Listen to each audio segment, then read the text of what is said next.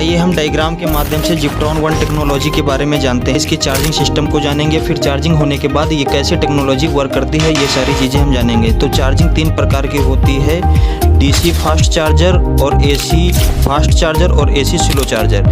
AC slow charger जो होती है वो घर के बोर्ड से हमारा चार्जर कनेक्ट होता है। जो चार्जर कनेक्ट होता है वो बॉक्स कंट्रोल तक इलेक्ट्रिसिटी आती है और बॉक्स कंट्रोल से CCS2 आती है, जिसका फुल फॉर्म होता है कंबाइंड चार्जिंग सिस्टम। जैसे कि PV गाड़ियों में फ्यूल कैप होता है, वहीं पे होता है ये CCS2।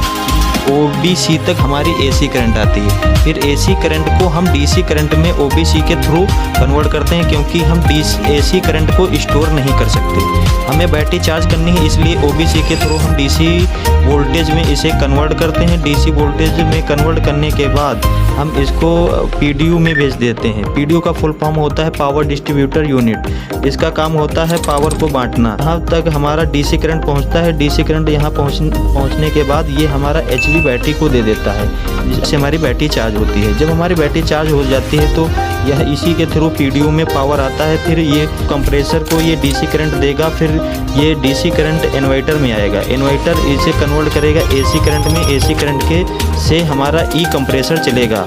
इसी PDU के थ्रू हमारा PTC हीटर चलता है। PTC हीटर जैसे हमारी PV गाड़ियों में हीटर कॉइल होता है, तो इसमें इलेक्ट्रिक PTC हीटर होता है। फिर इसी PDU के माध्यम से हमारा सप्लाई जाता है DC-DC कन्वर्टर में। DC-DC कन्वर्टर का काम होता है हाई वोल्टेज DC करंट को लो वोल्टेज DC करंट में कन्वर्ट करता है। जैसे कि DC कन्वर्टर PDU से हाई वोल्टेज DC करंट को लेकर लो वोल्टेज DC करंट में कन्वर्ट करके 14.6 वोल्ट दे देगा, जिससे हमारी LV बैटरी चार्ज होगी, लो वोल्टेज बैटरी चार्ज होगी।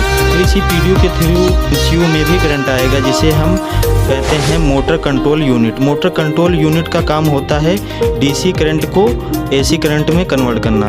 MCU AC करंट को मोटर को दे देगा, जिससे हमारा मोटर वर्क करेगा। मोटर पावर दे देगा ट्रांसएक्सल से वो पहिए तक पावर पहुंच जाएगी। ये हो गई जिप्ट्रॉन 1 टेक्नोलॉजी।